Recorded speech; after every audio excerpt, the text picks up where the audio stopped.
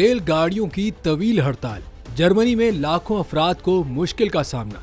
Germany में घंटों और तनख्वाह के मसले पर ट्रेन ड्राइवरों की नुमाइंदगी करने वाले एक इदारे ने रियासती मिल्कियत वाले अहम रेलवे ऑपरेटर के साथ तनाज़े के बाद बुध की सुबह से 3 दिनों की हड़ताल शुरू कर दी है। सरकारी मिल्कियत वाली डेवाइश बान ने कहा है कि तवील मुसाफत वाली ट्रेनों में से सिर्फ 20% चल रही हैं। बर्लिन जैसे शहरों में भी बहुत सी इलाकाई और मुसाफिर ट्रेनें भी रुक गई हैं। तर्जुमान रेलवे ऑपरेटर ने कहा कि ट्रेन ड्राइवरों की यूनियन की हड़ताल का जर्मनी में ट्रेन सर्विसेज पर बहुत बड़ा असर पड़ा है। उधर इस ट्रेन स्ट्राइक से लाखों मुसाफिर परेशान हो गए हैं। अब मुसाफिरों को 3 दिनों तक इस परेशानी का सामना करना पड़ेगा।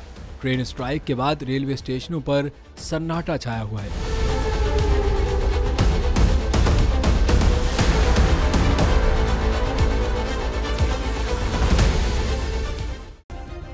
सब्सक्राइब करें और बेल दबाएं ताकि कोई खबर रह न जाए।